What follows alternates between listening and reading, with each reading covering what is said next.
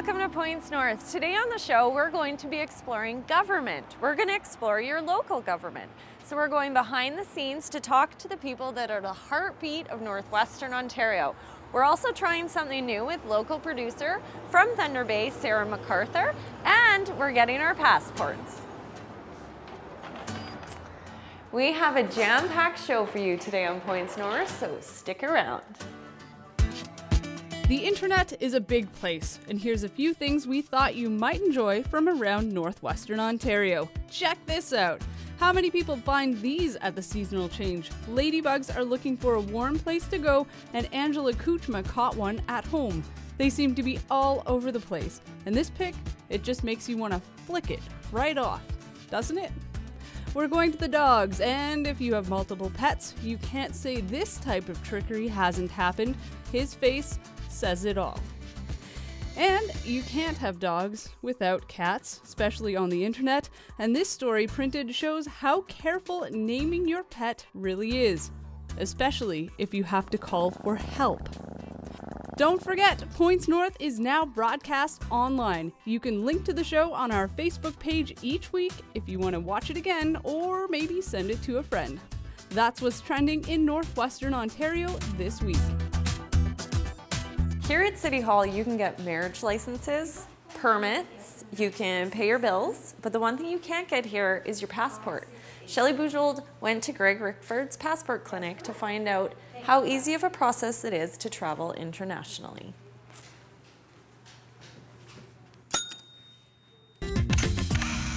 If you expect to travel outside of Canada, especially for those warm winter getaways, you need a passport. Getting one can seem like a daunting task, but at the passport clinic hosted by MP Greg Rickford, the process was quite easy. For Sindel Nab and her son Brennan, it was a less is more travel situation. So it makes it a little bit easier than going all the way to Winnipeg to get them done. The family is planning to head to the United States this winter, and even babies require passports. People don't really think about traveling with kids under one, so we just thought it was important that he come with us wherever we're going, and if we're taking trips that he comes with us, so then it was important for him to have a passport. For some people, smiling for a photo is natural, but on your passport, smiling ruins the photo. Photographer Colleen Servin says this can be tricky. It's kind of funny when you tell someone don't smile, what do? You smile. So that's always a tough one, but yeah, you have to have a completely straight face and looking straight ahead. Certainly simple for everybody coming in. Generally it just takes one photograph as long as they're not blinking. Bruce Kruger didn't mind withholding a smile. He's renewing his passport and definitely looking forward to travel this winter. You don't want to miss those trips, those nice warm trips in the middle of January. I don't want to miss that trip in February when it's 50 below here and 70 above there.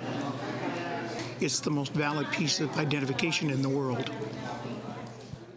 Rickford is one of the originators of these clinics and streamlined the process which other MPs now use across the country. We have a very almost perfect track record. And what we're finding importantly, Shelley, is that although we always say it will be up to 4 weeks before their passport comes to them, many are getting them sooner. So there's value added there that if they don't have an opportunity to get to one of the bigger cities for the fast track service, they're getting them nearly as fast. If you live in Dryden, Sioux Lookout, or Red Lake, keep an eye out for those passport clinics coming up in the next couple of months. If you can't make a clinic, any MP office will check and take your application to Ottawa, making it just a little bit faster than when you mail it. In Kenora, I'm Shelley Bujold. We are in Joanne McMillan's office, who is the city clerk. And Joanne, I just want to get an explanation of your role as clerk for any of our viewers who might not know what that position entails.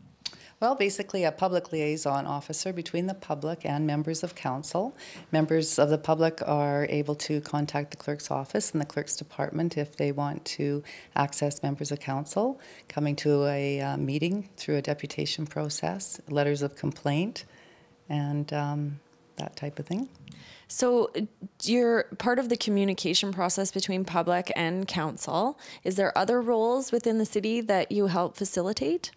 Yes, through Municipal Elections Act, there's certain items in the clerk's responsibilities for legislative authorities that we have, including the Municipal Elections Act. There's also freedom of information and licensing that falls into business licensing and different aspects under the Municipal Act. So Joanne was just explaining to me that she has done 6 meetings in 24 hours and she has to get minutes put out for all of these different meetings. So now I've proposed a 30-second typing challenge to see if I have what it takes to do one of the roles of the city clerk. So we have 30 seconds each and we're going to type the exact same things and see just who comes out on top. She might be tired after all these meetings, so I might have a leg up. Ready? Oh. Are we ready? Oh, Shelly messed up. Okay, And go.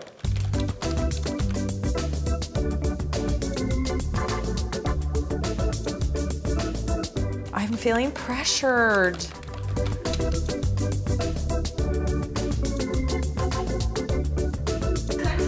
I didn't even get the whole sentence done. Taxi cab apparently has a Q in it. That's okay. I'm gonna stand behind Joanne just to put the pressure on. Are you ready? I'm ready.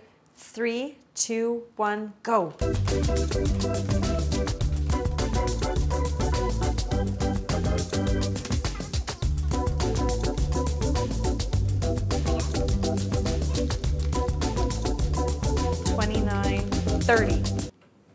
Oh, there we go. Mistakes. Blew me out of the water.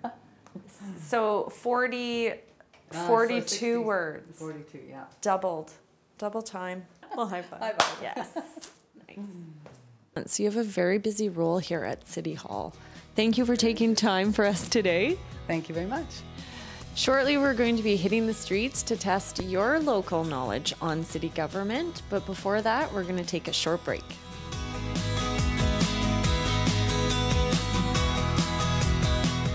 Welcome back. We're going to head out on the streets to test your knowledge on local government. But before that, here's a story from Tommy Johnson in Dryden. It's Fire Safety Week, and he has a story about home sprinkler units. So there's a glass pin right here, okay? Oh, yeah. So when the heat is generated, because heat rises, when it generates into this thing here, it makes that liquid expand. So when that expands, the glass breaks, this copper plug is then it discards it, and basically the pressure from the water system basically hits the plate and disperses it over. Did you know that in the event of a house fire, this little sprinkler, along with a smoke alarm, increases the chance of surviving that fire by up to 82%? It's a number that's gotten the attention of many fire departments across Canada, who are now promoting the idea of installing fire sprinklers in residential homes. Within 3 minutes, your house could be fully engulfed in flames. You have basically up to 30 seconds to escape a house fire nowadays. The response time for most fire departments, an average time is around 5 to 6 minutes, okay? So 5 to 6 minutes, you can basically already picture the fact that your house is already flashed over into open flames throughout the whole entire dwelling. So having a sprinkler system allows that person, the occupant, to get out of the house quickly, gives them more time as well, but at the same time allows better response time for the fire department to arrive. There you go.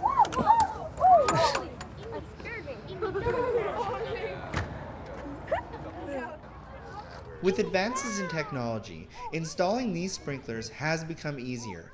And, as Regan Breeze points out, these tiny sprinklers are now more important than ever due to the different types of material that firefighters are seeing within a house. We don't have too many of the furnishings anymore that used to be cotton and wool, which used to just smolder. Now everything is plastic, so a lot of plastics give off a really bad toxic gas as well, carbon monoxide, cyanide, so forth like that.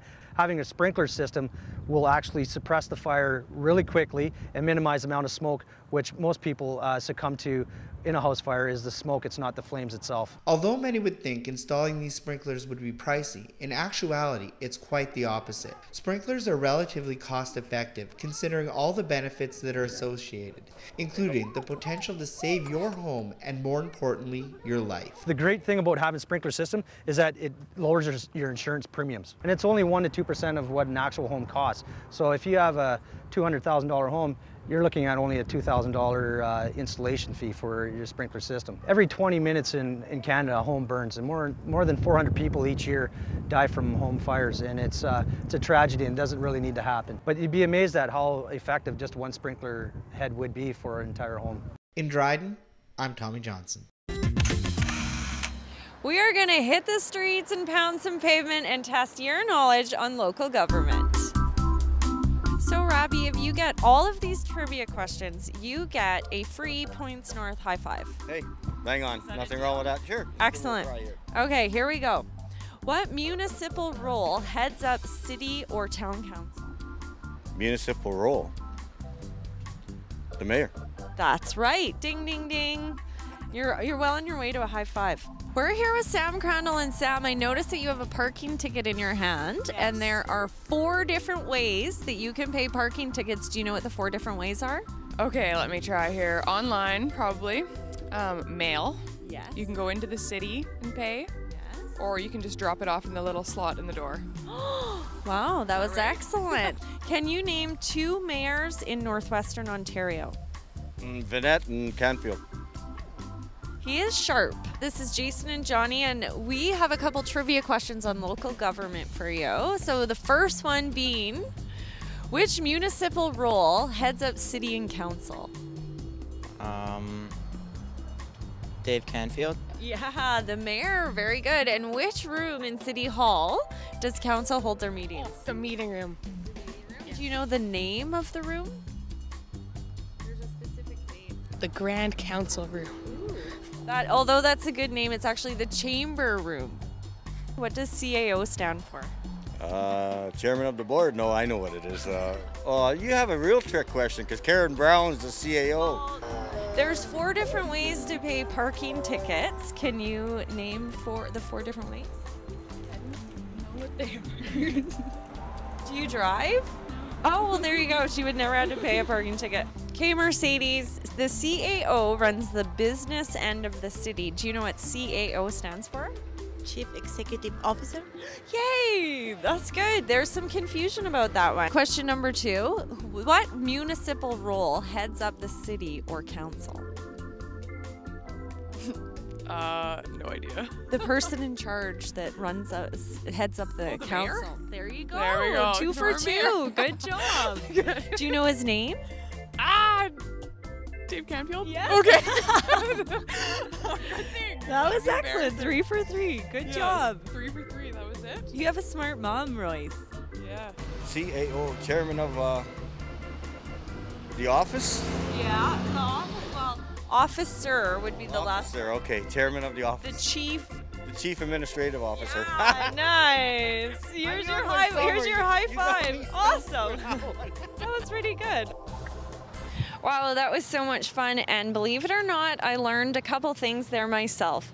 Right after this break, we are going to a live conversation with Sarah MacArthur from Thunder Bay to talk to her about her Celebrity Fit Challenge, and then we're back at City Hall to meet with CAO Karen Brown.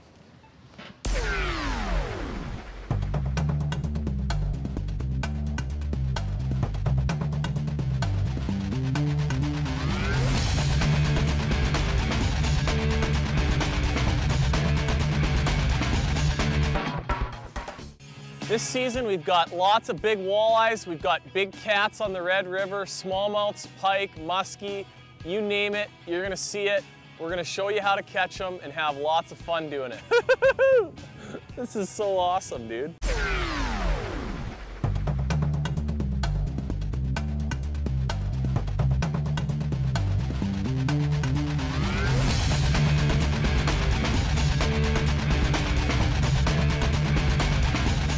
Welcome back to Points North. We are now going to join fellow producer Sarah MacArthur from Thunder Bay, who has recently taken on the Thunder Bay Celebrity Fitness Challenge. How's everything going today, Sarah? Great, Deb. You? I'm great. Tell us a bit more about the challenge and just how you got involved. Well, it's the Thunder Bay Celebrity Fitness Challenge. Marla Wellis, she's a personal lifestyle coach, fitness coach, and I've been training with her for the past couple of months, and she's been really kicking my butt, and she came up with this great idea for the Thunder Bay Celebrity Fitness Challenge, and it's been a real challenge, I'll tell you that much right now, because I really need to get in shape. Can you tell us about the other celebrities that are in the challenge and maybe give us a little bit of dirt on them? It's actually a lot of fun. The mayor, Keith Hobbs, he's involved. Outdoor journalist Gord Ellis, as well as Dave Steen from CKPR. He's a lot of fun, and it's actually quite a blast to come to the gym every morning and see the mayor working out and just sweating like the rest of us. Having all those people around you will definitely keep you motivated. So what are your particular goals with this fitness challenge? Well, one of my main goals is to not be out of breath when I come up the stairs when I come to the gym, as well as I'm getting older, and as you get older, you know, your body doesn't quite work as well as it used to, and it's really just to get healthy, feel good, and be able to do these workouts. Like, I'm coming to the gym 3 to 4, sometimes 5 times a week on a good week, and it's really intense. We do a hardcore circuit training, and we use a lot of our own body weight as that we incorporate into these workouts, and I think it's really important for the celebrities that are involved to be role models for everyone else out there, to say that, you know what, we can do it, and we're putting ourselves out here for everyone, you know, to see and track our progress, and just let everybody else know that they can do it too. And I realize that you've just begun, but what has been the hardest thing thus far? Well, this is our 3rd week in, and I tell you what, the hardest part is, now that it's getting colder and winter's coming, is getting up, you know, early in the mornings and getting here in the mornings. And one of the hardest parts for me is nighttime. When I'm at home and I'm on the couch watching TV, is not snacking. That's the biggest and toughest challenge I've faced so far. And really, because I'm so busy with work, it's being able to eat right and not slacking off and getting drive-through or making bad choices when I'm eating my meals, especially lunches, because I'm always on the go all the time. So it's planning ahead. I think that's one of the biggest parts, is planning your week, planning your meals, and yeah, it's been tough. Thanks, Sarah. Thanks, Deb. Great chatting with you. Now, over the next couple of months, we will be checking in with Sarah regularly to see how she's doing with this challenge, and also to hear some stories about other participants. There are some people that are overcoming huge obstacles to get into shape, and Sarah will be sharing their stories with us. Stay tuned. More from your local government week in Kenora.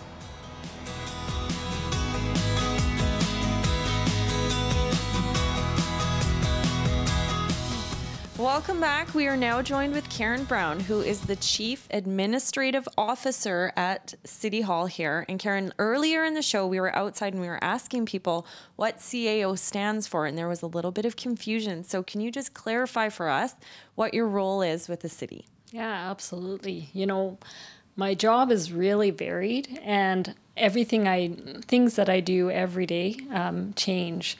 So it could be from dealing with customer complaints, and those can come from council members or direct from the public, and whether it's the barking dog or the garbage not picked up, to implementing council decisions.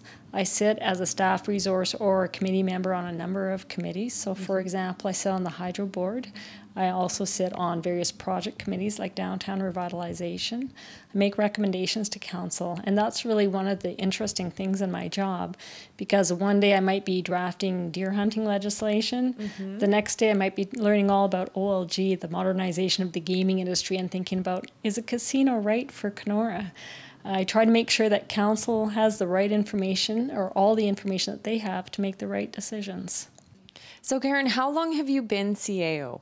Just over 2 years, started August 1st, 2010. 2010, but you have been a part of City for how long? Actually, it's been just over 20 years now. It's hard to believe. Hard to believe. So how many mayors have you had the privilege of working with? Oh boy, I think there's 4. So starting with Calvin Winkler, and then Joyce Chevry was mayor pre-amalgamation, and then on amalgamation it was Mayor Dave Canfield. And last term, of course, it was Mayor Len Compton, and now we're back to Dave Canfield. Back to 2 rounds with Dave. Actually, Dave was mayor right from 2000 up until 2006. Excellent. So now I have to ask you, because you're one of the most busy people here at City Hall, what's the favorite part about your job? Wow. You know what? I have a few different favorite parts. One is working with the staff. We have a great team here. And actually, when you talk to me about some of the things I do, I forgot to say, and I really should have been one of my priorities, is leading the team of senior managers, leading the City Hall supervisors, and working with the union executive, working at the labor management table, and dealing with city staff on a regular basis. But if I had to choose another one, it would be, I feel like I'm able to make a real difference. I mean, everybody makes a difference in all the things they do in their, whether it's their job, their personal life, their volunteer work.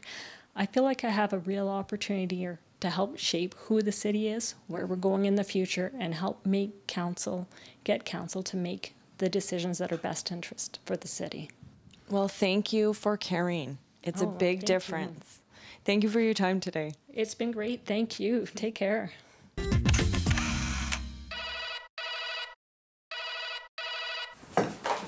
Hello. Karen, what are you doing? Can you please get out of my office? I have lots of work to do. I don't have time to be standing around like this. Sorry, I have to go. Thank you. Sorry. Gosh, you know, some people just don't think that there's, you know, enough time in the day. It's very busy around here at City Hall. I'm a taxpayer. I should be able to make some of these decisions, right? I just need to get some work done. Thanks, Karen. Thanks for joining us today on the show. I hope you've learned a little bit about what goes behind the scenes at your local government at City Hall. And you can always check us out on Facebook. You can check us out on Twitter, or you can email us, cjbn@pointsnorth. I've been your host, Deborah Cruikshank, and right now I'm your CAO. So stay tuned next week to see what type of decisions I've made